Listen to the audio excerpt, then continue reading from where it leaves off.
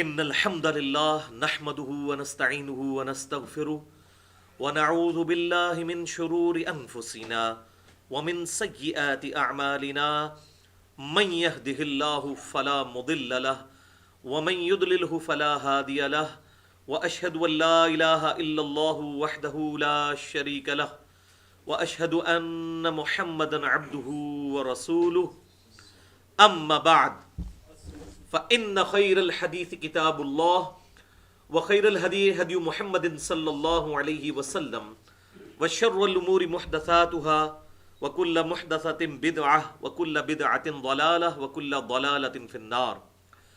أعوذ بالله السميع العليم من الشيطان الرجيم من همزه ونفخه ونفثه. بسم الله الرحمن الرحيم. رب اشرح لي صدري ويسر لي امري واحلل عقدة من لساني يفقهوا قولي. بسم الله الرحمن الرحيم. ان الله وملائكته يصلون على النبي يا ايها الذين امنوا صلوا عليه وسلموا تسليما. اللهم صل على محمد وعلى ال محمد كما صليت على ابراهيم وعلى ال ابراهيم انك حميد مجيد. اللهم بارك على محمد وعلى ال محمد کما بارکت علی ابراہیم وعلی آل ابراہیم انک حمید مجید. آج انشاءاللہ تعالی قرآن کلاس نمبر 151 میں 15 نومبر 2014 کو ہفتے کے دن ہم سورہ یونس کی آیت نمبر 75 سے شروع کریں گے. اب یہاں سے سیدنا موسیٰ علی نبینا و علیہ الصلاۃ والسلام کا ذکر خیر شروع ہو رہا ہے، اور اس کے بعد سیدنا یونس علیہ السلام کا ذکر ہوگا، اور پھر اس کے بعد کنکلوڈنگ آیات ہوں گی، پرٹیکولرلی آپ صلی اللہ علیہ وسلم کی دعوت کی حقانیت کے حوالے سے انشاءاللہ. اعوذ باللہ السمیع العلیم من الشیطان الرجیم. بسم اللہ الرحمن الرحیم. سورہ یونس آیت نمبر 75. ثم بعثنا من بعدهم موسیٰ، اور پھر ہم نے نوح علیہ السلام کے بعد مختلف ادوار گزرنے کے بعد ہم نے موسیٰ علیہ السلام کو مبعوث کیا، و ہارون، اور ہارون علیہ السلام کو، الی فرعون و ملئہ، فرعون کی طرف اور اس کے درباریوں کی طرف، اس کے سرداروں کی طرف، بآیاتنا، اپنی نشانیوں کے ساتھ، فاستکبروا وکانوا قوما مجرمین، تو فرعونیوں نے غرور کیا، تکبر کیا، اور وہ مجرم لوگوں میں شامل ہو گئے. یعنی بجائے موسیٰ علیہ السلام کے ان واضح معجزات کو دیکھ کر اللہ پر ایمان لاتے، انہوں نے حق سے اناد کیا. اب موسیٰ علیہ السلام کو بڑے بڑے 9 معجزات دیے گئے تھے، ان میں سے 2 پرٹیکولرلی جو معجزات تھے جو ہر وقت ان کے ساتھ اٹیچ تھے.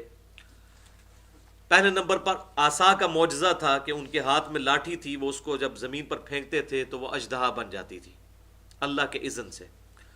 اور دوسرا بڑا معجزہ یہ تھا کہ وہ جب اپنے دائیں ہاتھ کو اپنی بغل سے یوں نکالتے تھے تو وہ ید بیضا بن جاتا تھا، یعنی کہ وہ روشن ہاتھ بن جاتا تھا، بالکل سورج کی طرح روشن.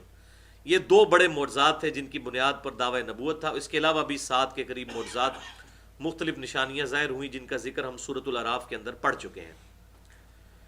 تو پرٹیکولرلی ان 2 معجزات کے اوپر موسیٰ علیہ السلام کا دعوی نبوت تھا، جس طرح کہ ہمارے محبوب صلی اللہ علیہ وآلہ وسلم کے بارے میں جو دعوی نبوت ہے وہ ایک معجزے کی بنیاد پہ ہے، اور وہ یہ کتاب اللہ ہے. یہ آپ صلی اللہ علیہ وسلم کا وہ زندہ معجزہ ہے جس کی بنیاد پر دعوی نبوت ہے. ویسے تو فزیکل فینومینا آف نیچر کو توڑنے والے درجنوں معجزات آپ صلی اللہ علیہ وسلم کے ٹینجیبل فارم میں موجود ہیں، لیکن ان کی بنیاد پر دعوی نبوت نہیں. دعوی نبوت اس کتاب کی بنیاد پر ہے، اور وہ اس لیے کہ آپ صلی اللہ علیہ وسلم کی نبوت قیامت تک کے لیے تھی، تو معجزہ بھی قیامت تک کے لیے ہونا چاہیے. آج اگر ہم چاہیں تو آپ صلی اللہ علیہ وسلم کے جو معجزات تھے، نہ تو ان کی ویڈیو پروڈیوس کر سکتے ہیں، نہ وہ دکھا سکتے ہیں کسی کو. جیسا کہ بخاری اور مسلم میں آتا ہے آپ صلی اللہ علیہ وسلم کی مبارک انگلیوں سے پانی کے چشمے جاری ہوئے، تو اب یہ دکھا نہیں سکتے ہم. اسی طریقے سے باقی انبیاء کرام علیہ السلام کے جو سو کالڈ فالورز ہیں، ہم بھی ان کے ماننے والے ہیں، جو سو کالڈ فالورز ہیں، جیوز یا کرسچنز، وہ اپنے پیغمبروں کے معجزات نہیں دکھا سکتے، لیکن ہم الحمدللہ یہ معجزہ پیش کر سکتے ہیں. اس وقت شاعری عروج پہ تھی، اللہ تعالیٰ نے چیلنج کیا کہ اس کتاب جیسی کوئی کتاب یا 10 صورتیں لے آؤ، پھر آیا 3 صورتیں، ایک صورت ہی ایک جیسی اس جیسی لے آؤ۔ آج سائنس اپنے عروج پر ہے، ایک آیت بھی قرآن پاک کی اسٹیبلش سائنس کے خلاف نہیں ہے، الحمدللہ، یہ معجزہ ہے اس کتاب کا۔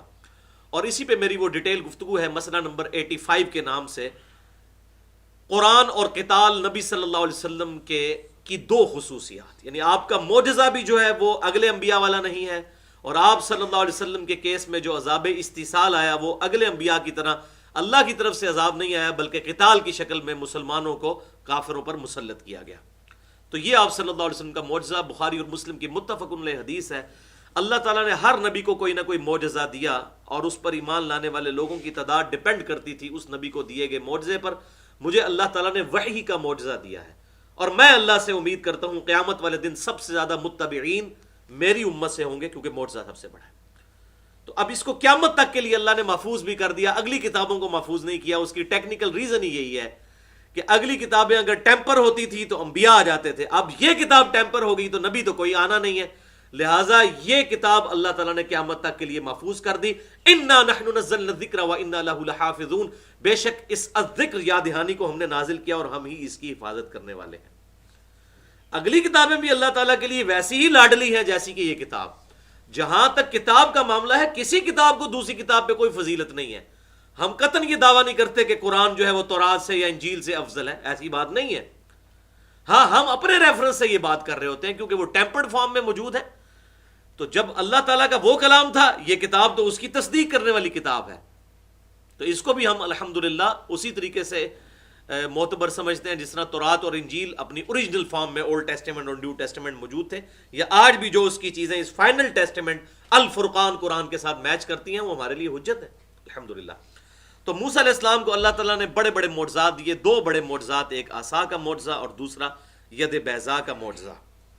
تو اب یہ معجزات جب وہ لے کر فرعونیوں کے دربار میں پہنچے تو بجائے انہوں نے حق قبول کرنے کے، انہوں نے معاملہ ہی تل پٹ کر دیا، کیونکہ ان کا ویژن ہی اتنا تھا کہ وہ اس قسم کے معاملات جادوگروں سے دیکھتے تھے۔ تو اللہ تعالیٰ نے موسیٰ علیہ السلام کو ایسا معجزہ دیا کہ جس کے آگے جادوگر بھی عاجز آ گئے۔ جیسا کہ ہمارے محبوب صلی اللہ علیہ وسلم کے مبارک زمانے میں شاعری عروج پہ تھی، تو ایسا کلام دیا کہ شاعروں نے اپنے کلام پھاڑ دیے۔ عیسیٰ علیہ السلام کے زمانے میں طب جو ہے، میڈیکل کی فیلڈ عروج پہ تھی، اللہ تعالیٰ نے ان کو ایسے معجزات دیے کہ مردوں کو زندہ کر دیتے تھے اللہ کے اذن سے، اور مادر ذات کوڑی اور اندھوں کو شفا دے دیتے تھے اللہ کے اذن سے، حتیٰ کہ کسی کی آنکھ میں ڈھیلا نہیں ہوتا تھا تو مٹی کا ڈھیلا رکھ کے ہاتھ پھیرتے تھے تو وہ آنکھ بن جاتی تھی۔ اب اس پہ تو میڈیکل سائنس آج بھی نہیں پہنچ سکی، نہ قیامت تک پہنچ سکتی ہے۔ یہ تو انبلیویبل چیز ہے۔ تو اللہ تعالیٰ نے ان کی جو جس چیز پر زوم تھا ان کو اس کو توڑا۔ موسیٰ علیہ السلام کے زمانے میں جادو عروج پہ تھا، اللہ تعالیٰ نے ایسا پھر معجزہ دیا کہ آجو بچہ مدانے چون پھر۔ اب وہ دیکھیں کیا ہوا، فلما جاءہم الحق من عندنا، تو اللہ تعالیٰ فرماتا ہے جب ہماری طرف سے حق ان کے پاس آ گیا، یعنی موسیٰ علیہ السلام کے معجزات، قالوا ان ھذا لسحر مبین، تو وہ کہنے لگے یہ تو کھلا جادو ہے، بے شک یہ تو کھلا جادو ہے۔ قال موسیٰ اتقولون للحق لما جاءکم، تو موسیٰ علیہ السلام نے کہا عقل کے اندھو کہ جب حق تمہارے پاس آ گیا اور تم اس کے بارے میں یہ کہہ رہے ہو اسحر ھذا، کہ یہ ہے جادوگر اور یہ ہے جادو، ولا یفلح الساحرون، اور جادوگر تو کبھی کامیاب نہیں ہو سکتے، ایک جادوگر سے بڑا جادوگر آ جائے گا۔ اور پھر اسی کے اندر یہ چیز امپلائڈ ہے جو باقی جگہوں پر بھی آئی، اس کی پوری ڈیٹیل پھر سورۃ الاعراف کے اندر بھی آتی ہے، سورہ طٰہٰ کے اندر بھی آتی ہے، سورۃ القصص کے اندر بھی موسیٰ علیہ السلام کا ڈیٹیل ذکر ہے کہ جادوگروں کا یہ کریکٹر ہوتا ہے جو موسیٰ علیہ السلام کا کریکٹر تھا۔ وہ تو روزی روٹی چلانے کے لیے جادو کرتے ہیں، اور موسیٰ علیہ السلام کسی سے کچھ نہیں مانگ رہے بلکہ ان کی آخرت کی فکر میں ہے۔ تو جادوگر جو ہے اس میں اور اللہ کے پیغمبر میں بہت بڑا فرق ہے۔ ان کا کریکٹر بالکل نیگیٹو ہوتا ہے اور وہ اس کو اپنی روٹی روزی کا ذریعہ سمجھتے ہیں، جادوگر کرتب دکھا کر اسے روٹی کھاتے ہیں، جبکہ اس کے برعکس پیغمبر جو ہوتے ہیں یہ اس قسم کے معجزات دکھا کر لوگوں سے یہ تو نہیں داد تو وصول نہیں کرتے کہ ہمیں جو ہے وہ آپ اتنا نذرانہ دیں، بلکہ وہ کہتے ہیں ہمارا اجر تو ہمارے رب کے پاس ہے، اپنی آخرت کی فکر کر لو۔ تو یہ بڑا فرق ہے۔ تو اللہ تعالیٰ فرما رہا ہے کہ موسیٰ علیہ السلام نے کہا اس کو جادو کہہ رہے ہو تم، جو کہ حق ہے، اور اگر یہ جادو ہوا تو یہ کبھی کامیاب نہیں ہوگا۔ قالوا اجئتنا لتلفتنا عما وجدنا علیہ آباءنا، کہنے لگے وہی پرانی ریت جو ان کی ہوا کرتی تھی کہ تم ہمارے پاس اے موسیٰ علیہ السلام یہ معجزات اس لیے لے کر آئے ہو تاکہ ہمیں اس حق سے ہٹا دو، اس طریقے سے ہٹا دو جس پہ ہم نے اپنے آباء و اجداد کو پایا ہے، وہی پرانی ریت۔ یہی ہمیشہ گمراہی کی بنیادی وجہ ہے۔ ایڈے بڑے بڑے بزرگ پاگل سن، ساڑھے ماں پیو پاگل سن، ہمارے آباء و اجداد پاگل تھے جو اس ٹریک پہ چل رہے تھے۔ تو اب دیکھیں پیغمبر کے مقابلے پہ انہوں نے کہا تم تو اس لیے آئے ہو تاکہ ہمیں ہمارے بزرگوں کے طریقے سے ہٹا دو۔ وَتَكُونَ لَكُمُ الْكِبْرِيَاءُ فِي الْأَرْضِ، اور تم دونوں بھائی جو ہو یہ بڑے بن کر بیٹھ جاؤ زمین کے اندر۔ یعنی وہ چودھری جو ہوتے ہیں ان کو اپنی چودراہٹ کی فکر پڑ جاتی ہے نا، وہ انہوں نے چونکہ عوام کو یرغمال بنایا ہوا تھا تو اب وہ یہ ایکسپیکٹ کر رہے تھے اگر یہ سامنے آ گئے تو ہماری چودراہٹ ختم ہو جائے گی اور یہ دونوں جو ہے وہ قوم کے لیڈر بن جائیں گے۔ حالانکہ نبیوں کا تو یہ طریقہ کار ہی نہیں ہوتا، نہ ان کی خواہش ایسی ہوتی ہے۔ وما نحن لکما بمؤمنین، اور ہم تو ہرگز تم پر ایمان لانے والے نہیں ہیں موسیٰ اور ہارون علیہ السلام، تم لوگ کان کھول کر سن لو۔ وقال فرعون، اور اب جو بڑا لیڈر تھا فرعون، یہ بیسیکلی ٹائٹل ہے، فیروز کہلاتے ہیں، جو مصر کے جو حاکم ہوا کرتے تھے انہیں فرعون کہا جاتا تھا۔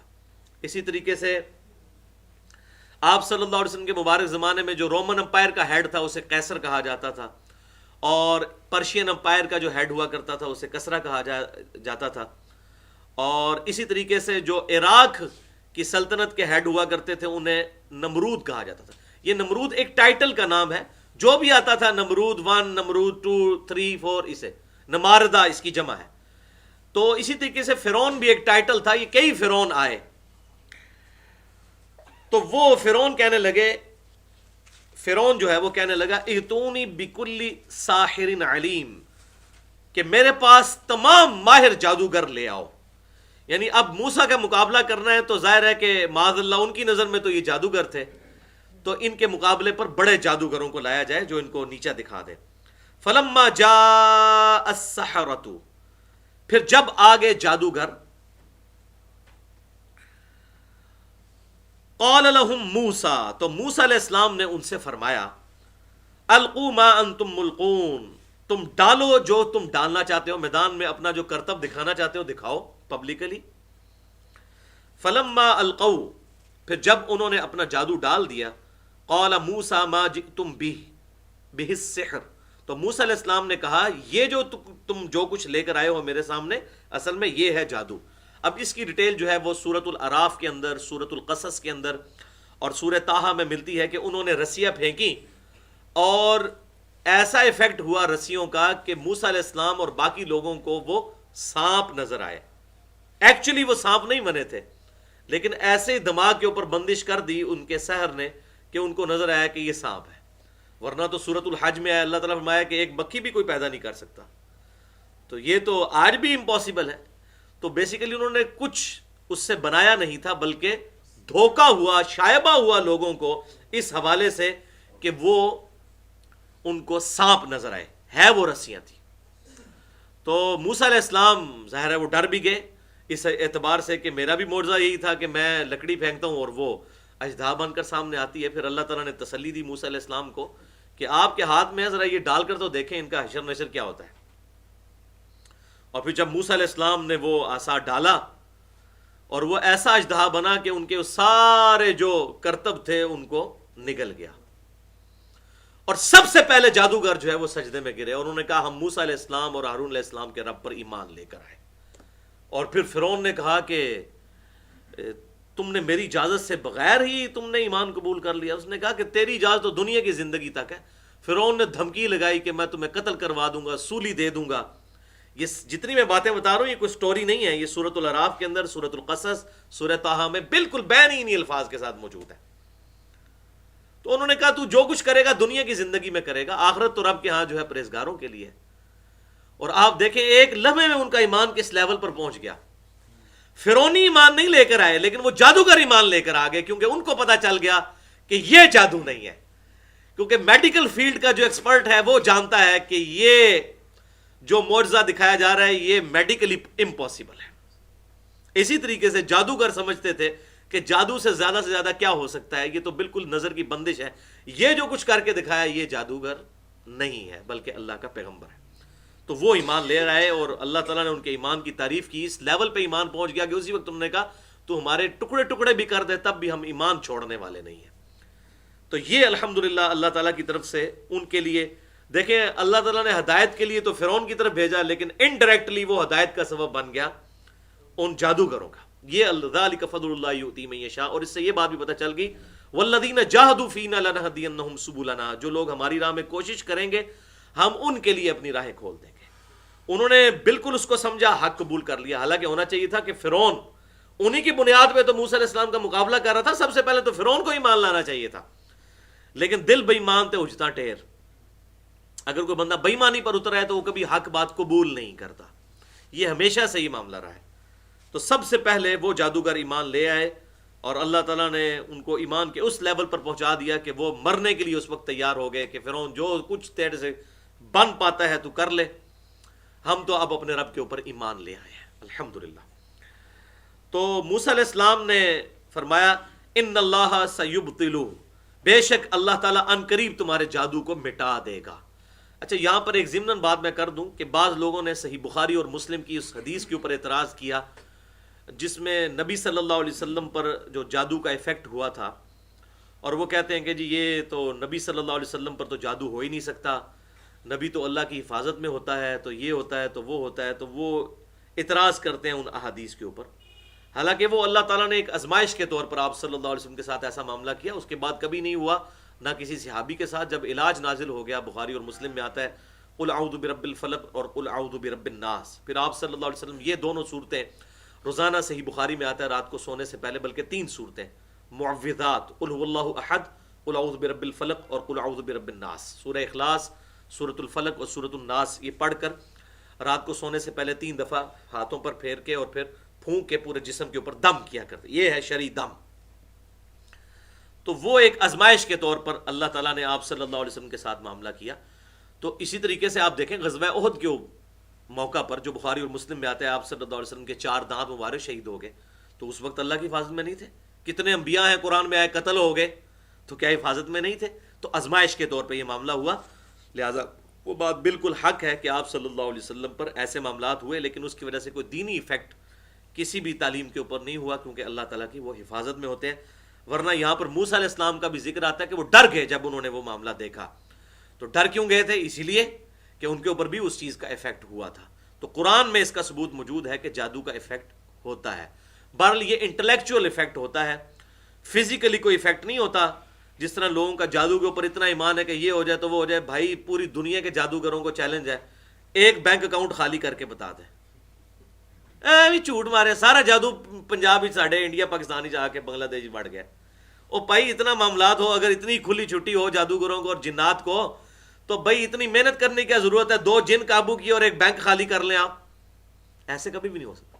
ایون اگر صرف ایک دروازے کو پھیر دیا جائے بسم اللہ پڑھ کر، یا بغیر بسم اللہ کے بھی صرف چٹکنی لگا دی جائے، تو جنات اندر نہیں آ سکتے۔ یہ دنیا کا پورا نظام ہی تلپٹ ہو جائے اگر جنات کو لیے اس طرح کی کھلی چھٹی ہو جائے، تو روزانہ لوگوں کے ساتھ ایسے معاملات ہونا شروع ہو جائیں، یہ کبھی بھی نہیں ہو سکتا ایسے۔ ورنہ تو یہ بینکنگ کا نظام ہی نہیں ہے، اور یہ سارے کے سارا معاملات ہی تلپٹ ہو جائے۔ جو لوگوں کا اس طرح یقین ہے کہ جادو سے یہ ہو گیا تو وہ ہو گیا، ہاں فزیکلی کچھ نہیں ہوتا، لیکن یہ ہے کہ انٹلیکچولی انسان کے ذہن کے اوپر وقتی طور پر اثرات ہوتے ہیں، اور زیادہ تر انہی لوگوں کے ساتھ ہوتے ہیں جن کا نہ کوئی اللہ کے ساتھ لینا دینا ہے، کوئی رسول اللہ کے ساتھ لینا دینا ہے۔ اور پھر اکثر میرے پاس بھی لوگ آتے ہیں، پوچھتے ہوں نماز پڑھتے نہیں، نماز نہیں کدے پڑھی، تو پھر ٹھیک ہے شیاطین کے لیے ماجگاہ ہے۔ دیکھیں جی، اگر ایک بڑا خوبصورت گھر ہو، اس میں بندے نہ رہتے ہوں نا، اس کو 6 مہینے کے لیے آپ بند کر دیں نا، تو اس میں بھی آپ کو پورے گھر میں وہ مکڑی جالے بنا لیتی ہے۔ مکڑی بھی اتنی سمجھدار ہے، اس کو پتہ ہے یہاں پر آنا ہے۔ اسی طریقے سے شیاطین وہاں پر داخل ہوتے ہیں جہاں پر اللہ کا ذکر نہیں ہوتا۔ الا بذکر اللہ تطمئن القلوب، اور اسی پہ میں نے پورا لیکچر دیا تھا، مسئلہ نمبر 83A کے نام سے شیطانی وسوسوں کا علاج، اور اس طریقے سے مسئلہ نمبر 82 کے نام سے سنت اذکار، اس میں بتائے تھے کہ جو لوگ یہ ایسا کرتے ہیں ان کے اوپر کبھی ایسے معاملات نہیں ہوتے۔ تو یہ لوگوں میں بس ویسے ہی ایسی باتیں مشہور ہو جاتی ہیں۔ تو موسیٰ علیہ السلام نے کہا کہ ان قریب میرا رب باطل کر دے گا جو تمہارا جادو ہے۔ ان اللہ لا یصلح عمل المفسدین، بے شک اللہ تعالی संवारता नहीं है शरीरों के कामों को। जो शरीर लोग हैं, मुफसिद लोग हैं, अल्लाह ताला उनको कभी फला नहीं देता, जो खुद जानबूझकर गुमराही खरीदे हुए हैं। वयुहिक्कुल्लाहुल हक़्क़ बिकलिमातिही, और अल्लाह ताला ने अपने हक को हक करके दिखा दिया, अपने कलिमात को। वलौ करिहल मुजरिमून, ख्वाह काफिर इसे कितना ही बुरा मान जाए, अल्लाह ताला अपने हक को वाज़े कर देता है। जो अल्लाह का हुक्म है वो होकर रहता है, चाहे इसमें मुजरिम जो हैं वो काफिर लोग जो हैं इसका बुरा माने। फमा आमन अली मूसा इल्ला ज़ुर्रियतुम मिन कौमिही। अब यहाँ पर अल्लाह ताला ने वो सिर्फ स्किप कर दिया, बस एक जन्नत जिक्र कर दिया कि अल्लाह ताला ने हक को हक वाज़े कर दिया। वो बाकी सूरतों में सूरतुल अराफ, सूरतुल कसस और सूरह ताहा के अंदर उसकी डिटेल मौजूद है जो मैंने बयान की। अब अल्लाह ताला फरमा रहा है फमा आमन अली मूसा इल्ला ज़ुर्रियतुम मिन कौमिही। मूसा अलैहिस्सलाम पर तो ईमान ना लाए मगर उनकी कौम के बच्चे जो थे, जो उनकी औलाद यानी जो यंग जनरेशन थी। ये हमेशा यही होता है कि यंग लोग ही फौरन हक को लपक कर कबूल करते हैं। जो बूढ़ा हो जाता है ना, उसकी जहन का जो मेंटल मॉडल्स है ना वो बिल्कुल पक्के हो चुके होते हैं। बड़ा मुश्किल होता है कि मैंने पूरी जिंदगी इस तरह गुजार दी, अब मैं ये क्यों कबूल करूं। और आप हमारे महबूब सल्लल्लाहु अलैहि वसल्लम को भी अगर ऑब्जर्व करें तो आप सल्लल्लाहु अलैहि वसल्लम के 70% सहाबा इकराम अलैहिम रिदवान आपकी वफात के वक्त बिलो 30 थे। 30 साल से कम उम्र थी जब हुजूर की वफात हुई है। हजरत अब्दुल्ला इब्न अब्बास की उम्र हुजूर सल्लल्लाहु अलैहि वसल्लम की वफात के वक्त 13 साल थी। हम समझते हैं शायद कोई सफेद दाढ़ियां और सफेद पगड़ियां और बड़े बड़े कोई बूढ़े बूढ़े लोग होंगे। ये तो चंद एक हजरत अबू बकर थे या हजरत उमर या हजरत उस्मान, ये चंद एक लोग थे जो बूढ़े थे, बाकी तो सब यंग थे। हजरत अली रजी अल्लाह तआला अन्हु की बमुश्किल उम्र 37 साल थी जब हुजूर सल्लल्लाहु अलैहि वसल्लम दुनिया से गए हैं। मेरी अभी 37 साल हुई है पिछले महीने। ये वफात के वक्त, ईमान कबूल करते वक्त नहीं, वफात के वक्त, आप सल्लल्लाहु अलैहि वसल्लम की वफात के वक्त। हजरत आयशा की उम्र 18 साल थी। अब्दुल्ला बिन उमर की उम्र 22 साल थी जब हुजूर सल्लल्लाहु अलैहि वसल्लम दुनिया से चले गए। अब वो जितनी हदीसें रवायत कर रहे हैं तो 22 साल की कम उस उम्र में उन्होंने सुनी हुई है। 22 साल में तो पूरी दाढ़ी मुछ भी नहीं आती बंदे की। हजरत अबू हुरैरा रज़ी अल्लाह तआला की वफात के वक्त, हुजूर सल्लल्लाहु अलैहि वसल्लम की वफात के वक्त उनकी उम्र 28 साल थी। माज इब्न जबल 28 साल की उम्र में खुद फौत हुए हैं ताउन के मर्ज में मुब्तला होकर, यानी उनकी उम्र 28 साल थी जब वो फौत हुए हैं। तो हम कहते हैं मतलब माज बिन जबल फौरन ज़हन में आता हुआ सफेद दाढ़ी सफेद पगड़ी, ऐसा नहीं होता। हमेशा यंग जनरेशन जो है, चूंकि वो इंसान जज्बात में होता है, उस वक्त अकल से ज्यादा दिल की तरफ तवज्जो होती है। जब कोई हक बात पता चलती है फौरन कबूल करने का मादा, और इसमें गुमराह होने का भी ज्यादा यंग जनरेशन को ही होता है खतरा। इसका दूसरा भी साइमल्टेनियस कंट्रास्ट मौजूद है कि बच्चों को पागल बनाना भी ज्यादा आसान है। तो ये दोनों तरह के लोग मौजूद होते हैं। तो अल्लाह ताला फरमा रहा है कि मूसा अलैहिस्सलाम पर उनकी कौम के चंद नौजवान जो हैं वो ईमान लाए, अला खौफ मिन फिरऔन, लेकिन वो भी इस हाल में कि वो फिरौन के खौफ की वजह से डरते थे, व मलाइहिम, और अपने सरदारों की वजह से, उनके खौफ की वजह से, अन यफ्तिनहुम, के कहीं उनको वो फितने में मुब्तला ना करते। जाहिर है कि वो जो बनी इसराइल के भी जो सरदार थे वो भी ऊपर फिरौनियों के साथ मिले हुए थे। जिस तरह यहाँ पर भी अक्सर औकात होता है कि हमारे कितने ऐसे लोग हैं कि वो हम उनको बड़ा खैर ख्वाह मुल्क का समझ रहे होते हैं। सियासतदानों में भी ऐसे लोग मौजूद होते हैं, एजेंसियों में भी, फौज में भी ऐसे लोग मौजूद होते हैं जो दुश्मनों के साथ मिले हुए होते हैं। तो वो अब इस किस्म के लोग उस वक्त भी सरदारों में मौजूद थे जो फिरौनियों के साथ मिले हुए थे। तो वो उनसे भी डरते थे कि ये ना हो कि हमें ही पकड़वा दें। व इन्न फिरऔन लआलिन फिल अर्द, और फिरौन जमीन में बड़ा सरकश बना हुआ था। व इन्नहु लमिनल मुसरिफीन, और बेशक वो हद से बढ़ जाने वालों में से था, यानी इंतहा दर्जे का वो जलील और कमीना किस्म का इंसान था। वो इस लेवल पर उतरता था जो सूरतुल बकरा में भी जिक्र आया, सूरतुल राफ के अंदर भी, कि वो बनी इसराइल की बच्चियों को जिंदा रखता था और बच्चों को बचपन में ही कत्ल कर देता था, यानी इस लेवल पे उतरा हुआ था। वक़ाल मूसा, और मूसा अलैहिस्सलाम ने कहा, या कौम, ऐ मेरी कौम, इन कुंतुम आमनतुम बिल्लाह, देखो अगर तुम ईमान अब लेकर आए हो अल्लाह पर, فعلیہ توکلوا ان کنتم مسلمین، تو دیکھنا اب توکل بھی اس پر ہی کرنا اگر تم واقعی سر تسلیم خم کرنے والے ہو. دودھ پینے والے مجنو نہیں اللہ کو چاہیے، آزمائش تو ضرور ہوگی. وَلَنَبْلُوَنَّكُمْ بِشَيْءٍ مِّنَ الْخَوْفِ وَالْجُوعِ وَنَقْصٍ مِّنَ الْأَمْوَالِ وَالْأَنفُسِ وَالثَّمَرَاتِ. ضرور اللہ تعالیٰ آزمائے گا، تو ضرور آزمائے بغیر کبھی بھی جنت نہیں ملنی. تو اب دیکھو ایمان لے کر آئے ہو تو آزمائش تو آئے گی، تو اللہ ہی پر توکل کرنا اگر تم واقعی سر تسلیم خم کر چکے ہو. فَقَالُوا عَلَى اللَّهِ تَوَكَّلْنَا، تو موسیٰ علیہ السلام کے ساتھیوں نے کہا کہ ہم نے اللہ پر توکل کیا.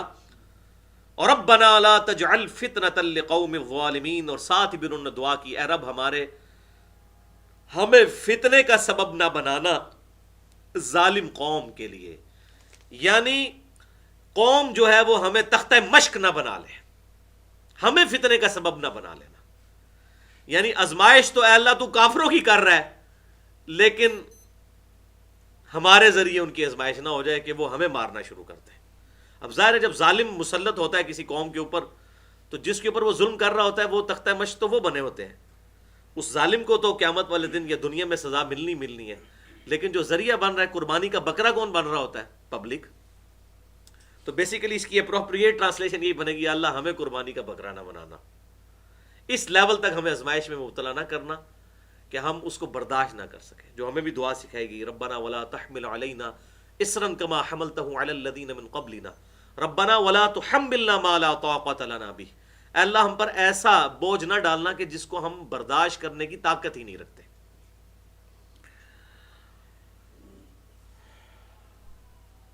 وَنَجِّنَا بِرَحْمَتِكَ مِنَ الْقَوْمِ الْكَافِرِينَ، اور ہمیں نجات دے اپنی رحمت کے ذریعے اس کافر قوم کے مقابلے پر. وَأَوْحَيْنَا إِلَى مُوسَى، اور ہم نے موسیٰ علیہ السلام کی طرف وحی کی، وَأَخِي، اور ان کے بھائی کی طرف، أَن تَبَوَّأَ لِقَوْمِكُمَا، کہ تم اپنی قوم کو مہیا کرو، ان کے لیے اسٹیبلش کرو، بِمِصْرَ بُيُوتًا وَاجْعَلُوا بُيُوتَكُمْ قِبْلَةً، مصر کے اندر کچھ گھر جو ہیں ان کے لیے اسٹیبلش کرو، اور وہ گھر ایسے بناؤ کہ جن کے رخ قبلے کی طرف رکھو. اس وقت جو قبلہ تھا یعنی بیت المقدس. وَأَقِيمُوا الصَّلَاةَ، اور نماز کو قائم کرو. وَبَشِّرِ الْمُؤْمِنِينَ، اور بشارت دے دو مومنین کو.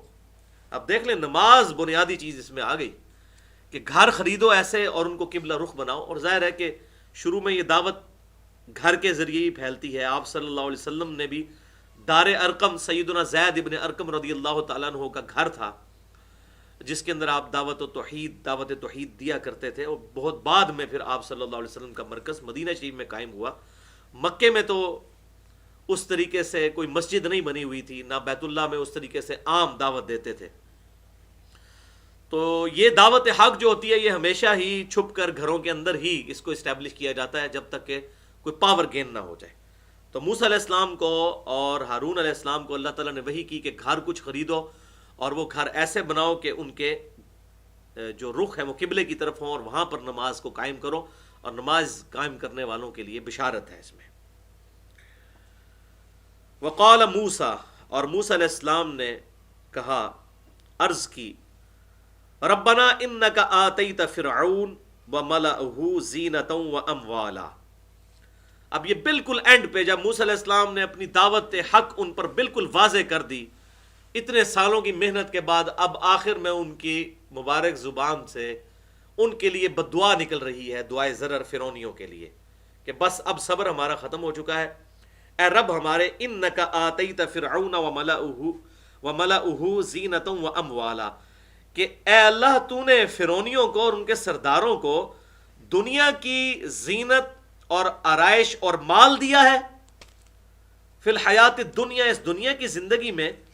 ربنا لیضلوا عن سبیلک، اے رب ہمارے یہ اس لیے ان کو تو نے مال دیا تھا کہ یہ تجھے لوگوں کی راہ سے، لوگوں کو تیری راہ سے گمراہ کر دے.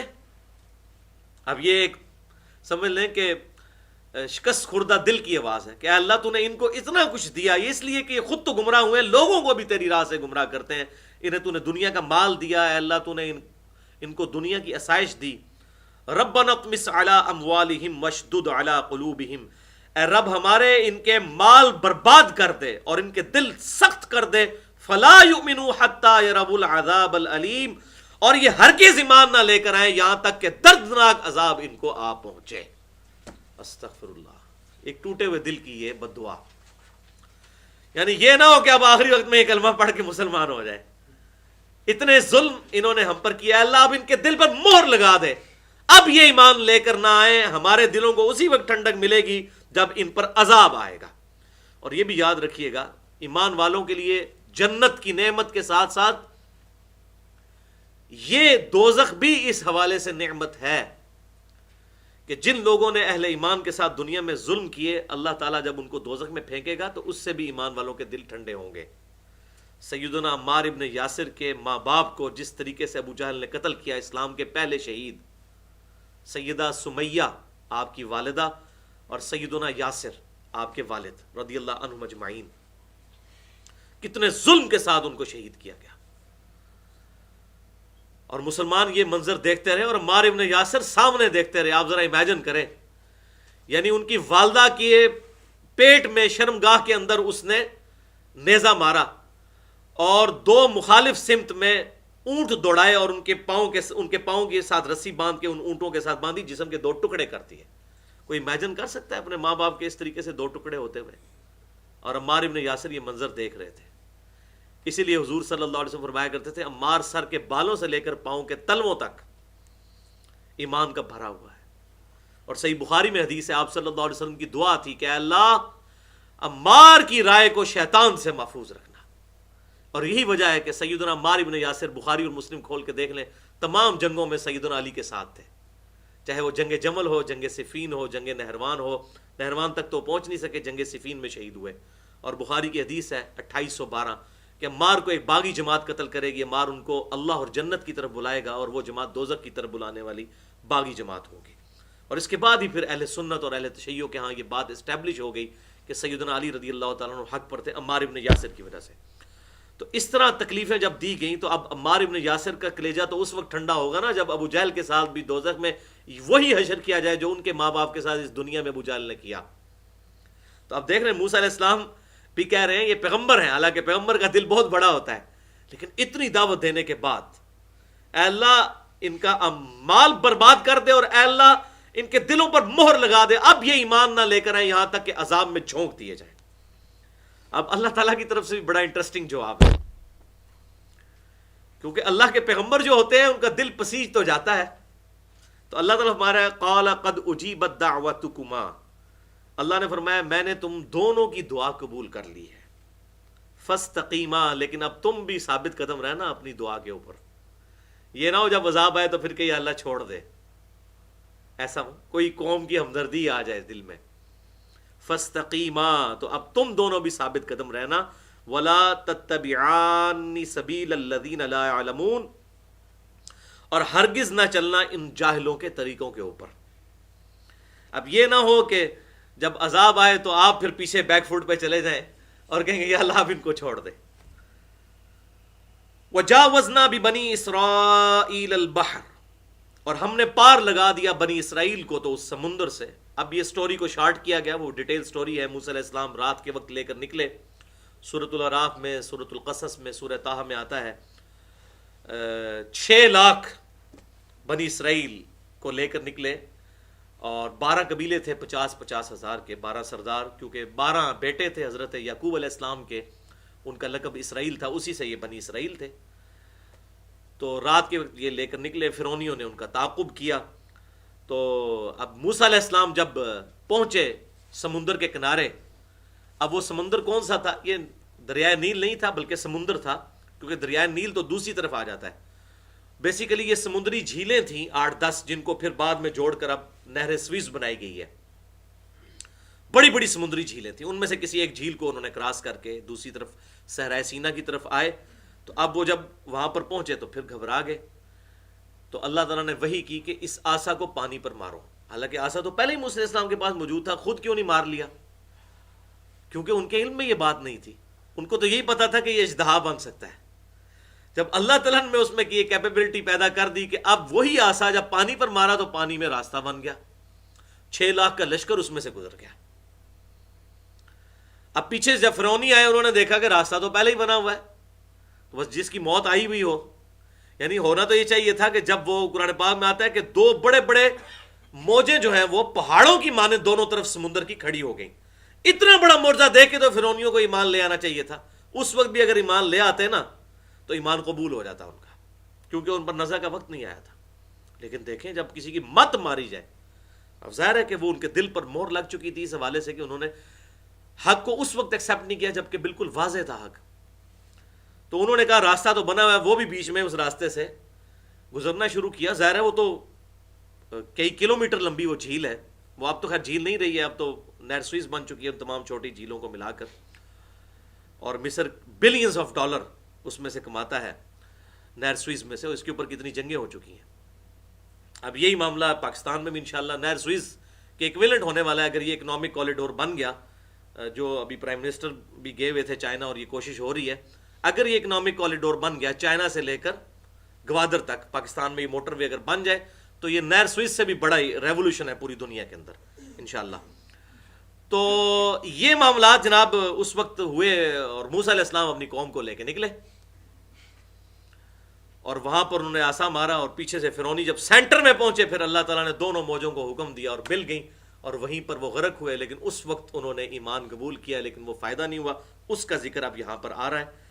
وجاوزنا ببنی اسرائیل، اور ہم نے پار لگا دیا بنی اسرائیل کو البحر، اس سمندر سے، فاتبعہم فرعون وجنود، تو انہی کی پیروی بھی کی اسی سمندری راستے کے اندر فرعون نے بھی اور اس کے لشکروں نے، بغیاں وعدوا، سرکشی کرتے ہوئے اور ظلم کرتے ہوئے دشمنی کے ساتھ، حتی اذا ادرکہ الغرق، یہاں تک کہ جب وہ غرق ہونے لگا. اب یہاں پر اللہ تعالیٰ نے وہ سکپ کر دیا کہ کیا معاملہ ہوا تھا. وہ دونوں موجیں مل گئیں جو سورۃ القصص میں، سورہ الاعراف اور سورہ طٰہٰ کے اندر موجود ہے. قال آمنت انہ لا الہ الا الذی آمنت بہ بنو اسرائیل، وہ کہنے لگا کہ میں بے شک ایمان لاتا ہوں نہیں ہے کوئی معبود سوائے اس اللہ کے جس پر ایمان رکھتے ہیں بنی اسرائیل. وَأَنَا مِنَ الْمُسْلِمِينَ، اور میں مسلمانوں میں شامل ہوتا ہوں، سر تسلیم خم کرتا ہوں. اے اللہ تیرے سامنے موت سامنے آئی. لیکن اب اللہ تعالیٰ کی طرف سے جواب سنیں. الآن، کیا اب ایمان لایا؟ وَقَدْ عَصَيْتَ قَبْلِ، جبکہ اس سے پہلے تو بڑا سرکش اور گناہ گار تھا، نافرمان تھا. وَكُنْتَ مِنَ الْمُفْسِدِينَ، اور تو تھا زمین میں فساد مچانے والا. اب موت کے وقت موت سامنے دیکھ کر ایمان لے کر آیا. اور جامعہ ترمذی کی صحیح حدیث ہے کہ موت کے غرغرے سے پہلے پہلے، نزع کا عالم طاری ہونے سے پہلے پہلے اللہ تعالیٰ توبہ قبول کر لیتا ہے. لیکن جب کسی کی موت کا وقت قریب آ جائے پھر وہ لاکھ توبہ کرتا رہے، جب اس کو یہ یقین ہو جائے کہ اب موت میرے سامنے آ گئی، اس کی پھر توبہ قبول نہیں ہے. اسی لیے قرآن پاک نے کہا وَلَا تَمُوتُنَّ إِلَّا وَأَنْتُمْ مُسْلِمُونَ، دیکھنا تمہیں موت نہ آئے مگر اس حال میں کہ اللہ کے فرما بردار مرنا. اب کسی کو پتہ ہے کس وقت موت آئے گی؟ آج کل جتنی زندگی انسرٹن ہو چکی ہے، کہیں پر بم بلاسٹ ہو جاتا ہے، کوئی ایئر کریش میں مر جاتا ہے، کوئی کسی ایکسیڈنٹ میں مر جاتا ہے، اچانک گردے فیل ہو جاتے ہیں، اچانک کسی کا ہارٹ فیل ہو جاتا ہے. آج ینگ جنریشن کے اندر بہت زیادہ یہ پرابلم ہے.